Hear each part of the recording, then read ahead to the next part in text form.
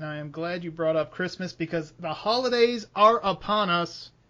And that means, there's time for celebration. And obviously we're encouraging everybody to drink responsibly when you're out celebrating this holiday season. And the other thing we want to talk about is when you're at these bars, do not get into a barroom brawl. We are not advocating that at all. Keep the barroom brawls to the action movies. And that is going to be the topic of discussion next here on the Bulletproof Podcast. Our favorite barroom brawls from action movies. Chad Cruz, why don't you get us started? All right, thank you, Brain. I think that it was kind of a staple of the action genre, going back quite a while. You think about bar fights and westerns up through the 80s, and you've got guys duking it out under the neon lights of the 80s and beating the hell out of each other in the 90s with pool sticks and what have you. But one of my favorite barroom brawls, it's got to be Best of the Best. Oh, yeah. Little Philip Reed, little Eric Roberts. Anyone who's not totally familiar with the film, it's about a Taekwondo competition, Team USA versus Team Korea. Much of the movie is the training of Team USA to get ready for this massive competition at the end. And you get all these great stereotypical guys, the guy from Detroit, the cowboy, you've got the kind of the hippie. You've got Philip Reed as just like the only one who looks like he can actually fight, the great Asian fighter. I think he's from California. And then, you slide him into a bar just before they travel west to go to Korea for the competition.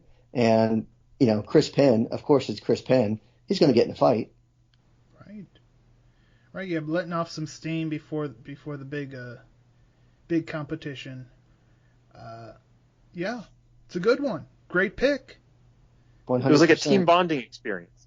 It absolutely was, and I think that was, James Earl Jones is is the coach for the team, and he kind of pops his head into the bar just before the fight starts, and just kind of pops the squad on the stool, and just watches the magic happen.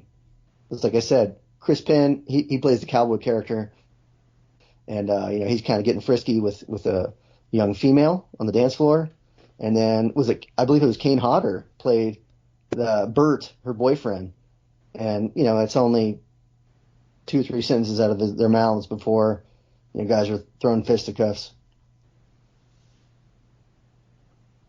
All right, and Chris, what do you have for us in this round table discussion about barroom brawls? A necessity. I mean, if an action hero enters a bar, he's got to get in a fight, right? I mean, I think that pretty much goes without saying. And when we kind of started doing the preliminary discussion as to what we were going to talk about tonight, the first thing that came to my mind was not from a movie, but from an action series. And it's one that I actually covered the site, the Cinemax series Banshee, which was as pretty much balls out action as you could get. The origin story of the hero or anti-hero of the entire series pretty much stemmed from a bar fight when the main character, who came to be known as Lucas Hood, went to the town of Banshee in search of the diamonds that he had gone to jail for heisting, and stopped off at the local watering hole. And, wrong time, wrong place for this guy, because as he and another gentleman were at the bar, a couple of, redneck meth head types came in to try to do a little shakedown and walk away with whatever was in the register. And in the ensuing battle, he eliminated the threat, but not before the threat eliminated the other patron, who, as it turned out, was to be Sheriff Lucas Hood of Banshee. And this is when he was able to steal that gentleman's identity and survive in the town of Banshee for 4 seasons as Lucas Hood. So it was not only a very action-packed sequence. One guy was dispatched by having his head thrust upon an anvil. The same guy had a beer bottle shoved down his throat. Another guy was stabbed repeatedly with a steak knife. Just a very improvised action sequence. The real Sheriff Hood was shot through the hand, leaving a huge gaping hole in his hand that was kind of used as a symbol or a logo for the show for a while. But it set off the story that we got for the next 4 years, and it was a fun fight. and it was a very meaningful fight, if you want to give it that term, because it created the character as we knew it. Yeah, so if this didn't happen, there'd be no show, basically. Exactly. And this would be a great place if LifeLock was one of our sponsors to do a little identity theft pitch, but they're not one of our sponsors, so we're going to move on. And I'm going to talk about American Ninja 2, The Confrontation, and the Blind Beggar Bar Fight. This is everything that I love about Cannon Films in one scene.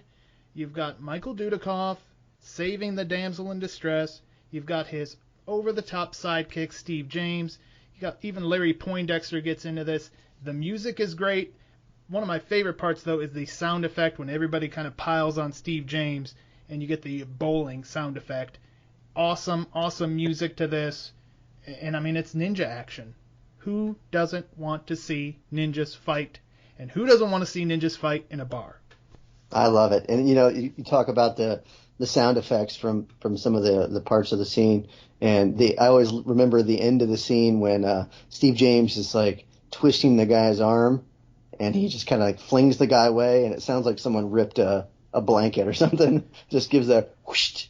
I was like, what just happened to this guy's arm?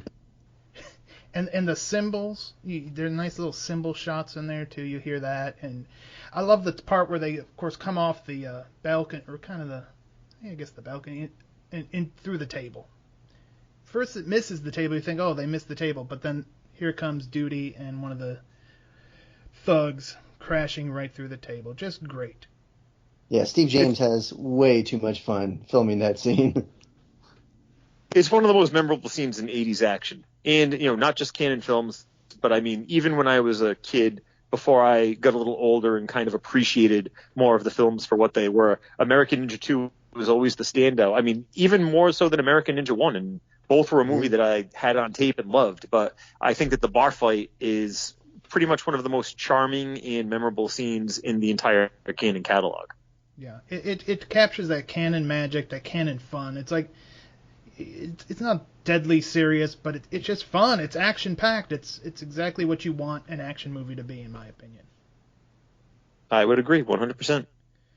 All right, Chad, what's your next pick for us? Well, my next pick is from a man that I've loved for many years, Steven Seagal. I had to find a way to get him on this list because, I feel like he just doesn't get his justice for being an amazing action star, especially early in his career. So my next pick would be the anybody seen Richie scene from Out for Justice. So if it's been a long time since you've seen it, I implore you to search for it on YouTube. I'm sure it's easy to find. But Seagal's character is a detective, and he's looking for a guy named Richie who's pushing drugs, played by William Forsythe. And Seagal just goes into this bar and absolutely obliterates every patron in this bar for like 6 minutes straight, just beating the crap out of people. Eventually, he does like the crazy thing that a cop would do is he puts his gun away, he puts his badge away, and he's like, this is my trophy, this is your trophy, come get it. And then you just have 15 guys one by one coming after him, and it's like a cornucopia of ass whoopings. Like he's kicking, he's punching, he's breaking arms, he's using pull cues, he's using pull balls. It's magical. It's beautiful. While repeatedly asking, anybody seen Richie? Yes. He never loses sight of why he's there. Yeah, it's Seagal in his prime, before he became what he is today, and it's that's why he was a star. I mean, it's one of those movies that's like, okay, I get it. I get why so many people are flocking to see Steven Seagal. Right, and the diversity of the cursing that goes on there is incredible. So find a version that isn't clean and enjoy it. Yeah, I watched it earlier today, as a matter of fact. This was a very heavily Goodfellas influenced Steven Seagal. Like he could have been a cousin of mine. He was very different from the Seagal that we got years later. This was not the Glimmer Man or the Fire Down Below Seagal. This was a very different Seagal. That's shown. Seagal's shown all his different sides. Right, diverse actor. Maybe we'll cover Fire Down Below around Earth Day or something. Some of That's these a good idea. environmental action. He had a couple. films. There was another one that he did back. I think it was back to back with that one. On Deadly Ground. On Deadly Ground. On Deadly Ground, yeah. It's like the exact same storyline, I believe. We can do Steven Seagal Saves the Earth podcast. I love it. I'm gonna write He's that still down. saving the Earth. Yep. All right, Chris, you got another one for us? Well, I do, and it's it's the one that I mentioned to you where you said, this thing's going to go off the rail. Yep, here we go. because I know that no other podcast on earth is going to mention this, but it is got to go down in history as the weirdest bar fight in film history, whether it's an A-grade theatrical release or a Z-grade low-budget feature. I am talking, of course, about the bar fight that took place at the toughest bar in the world, and that's not a catchy nickname. That is the legitimate name of the place, sign above the door, in the Garbage Pail Kids movie. Garbage Pail Kids. You're bringing that to the show.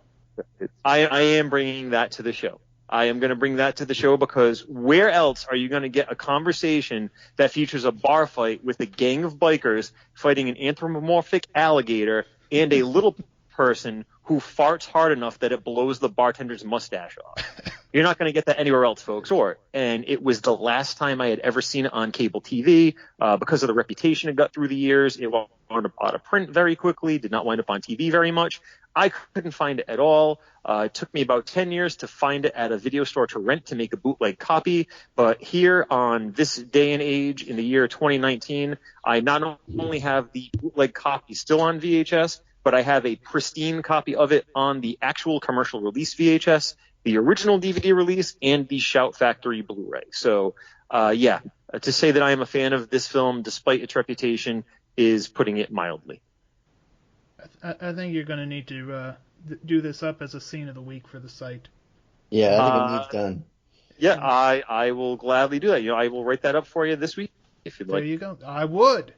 I always love when somebody else does the writing. I love content, and when somebody else is doing the writing, that's perfect for me.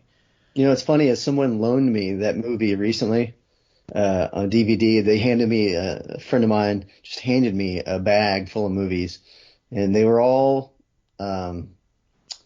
Bruce Campbell movies except for, I believe, that one.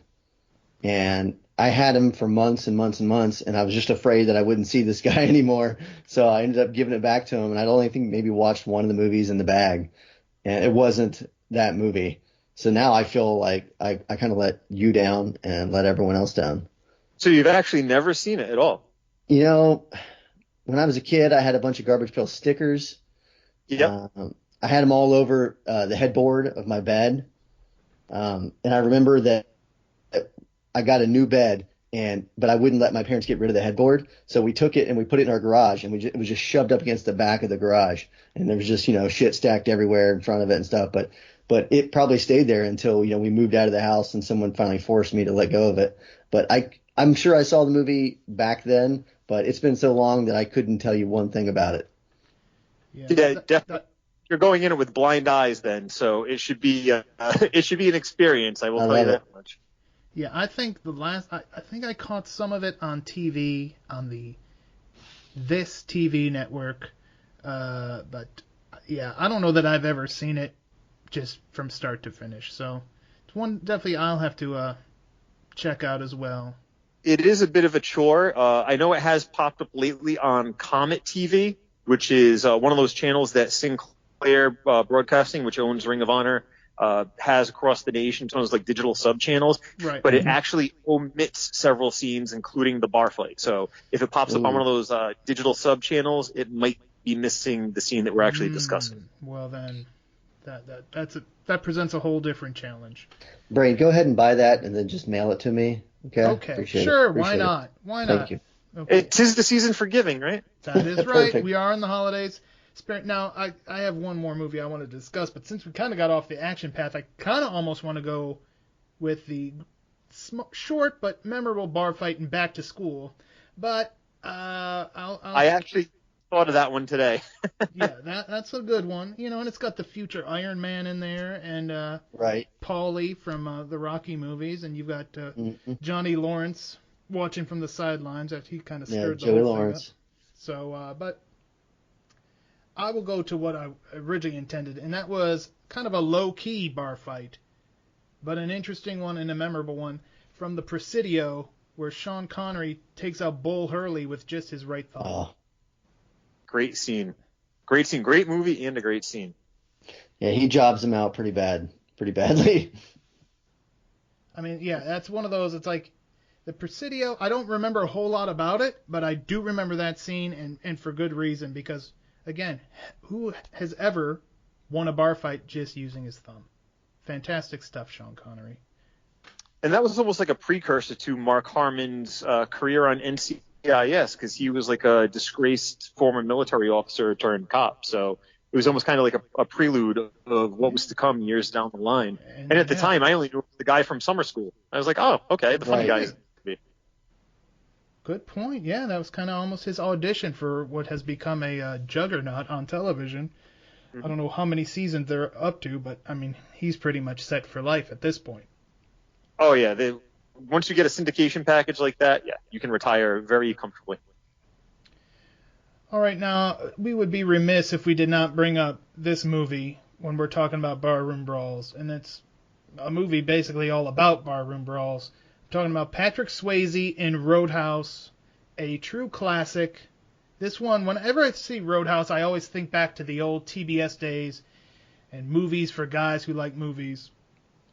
Patrick Swayze, one-of-a-kind performer. I've said this many times on the site, but here's a guy who could be legit, like, he's a badass in this movie, but then he's over here doing Dirty Dancing, and then he goes back to being a badass, and then he's, a ghost and whatnot, and being a romantic lead, being an action lead.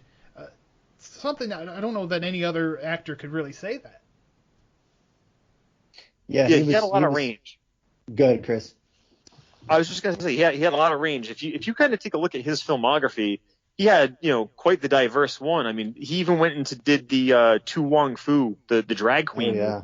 Yeah, forgot about that. So, you've got the manly man, Dalton, and then you've got the drag queen movie. It's like, and I don't think it was a fact of him just taking any old role. I think it was just that he just had a lot of things that he felt he could sink his teeth into, and that went right up until the end when he was doing that television show. Was it The Beast? Mm-hmm. Yep. Yeah, he was like a true Renaissance man of the time period, because, like you said, he might like break out in song in one movie, and then the next movie he might be like ripping someone's throat out. So he was the kind of guy that your girlfriend or your wife or your significant other, whoever it is, says, "Hey, there's this new Patrick Swayze movie. Do you want to watch it?" And you're like, "Absolutely. Have you seen Roadhouse?" And then you sit down and it's Dirty Dancing, and you're like, "Ah, shit." Could be worse than Dirty Dancing Havana Nights. That is true. Well, we've got to mention about Roadhouse, just some of the various characters that he crossed paths with. And I know that we had the Dolph Lundgren reference as we began the podcast. Oh. And Gary Ketchum, one of the foils in Roadhouse, was played by Anthony DeLongis, who played Blade in the Masters of the Universe movie by They really put over the Double Deuce as like this crazy, dangerous place too, because Dalton comes in and he turns the place around, but the so much villainous nature lurking around that it isn't until his good buddy Sam Elliott comes and they can really kind of dig their trenches and fight back. So I freaking love the movie. I think it's got some of the best bar fights in it. Like, you could probably, 25 minutes worth of bar fights in that one film. And so many broken tables as well. Yeah. More broken tables than a Sabu match. Absolutely. Oh, and I remembered another of the thugs. He was actually, and we talked about it briefly, Back to School, the guy who pitched the Melon Patch Kids to Rodney Dangerfield. He's in there as one of the kind of underlings as well, and he gets his. Yep, they're not orphans; they're abandoned. Right. No, and when you think about Roadhouse too, thinking about the way that it stemmed, so many things have stemmed off from that. Mentioning Banshee earlier, the whole premise of Roadhouse is very similar to the extent of, Dalton comes in from New York, like his boss basically sends him there to kind of clean up the bar, and then you realize that this town is under this like stranglehold from this corrupt businessman, and that's one of the main plot points of Banshee, that once this guy who has a dark past of his own becomes the sheriff, the stolen identity thing, he realizes that, he's in over his head because the town of Banshee is actually kind of being held hostage or held captive by this corrupt businessman named Proctor. So a lot of similarities between the two in that sense too. So yeah, just another way that Roadhouse is kind of the nucleus of Bulletproof action. You've cracked the code. You have cracked the code. Cannon Films and Roadhouse, it all started from there. They are at the center of our earth. Yeah, and it's almost shocking that Roadhouse wasn't a Cannon film. It could be. It's almost shocking Roadhouse got a sequel.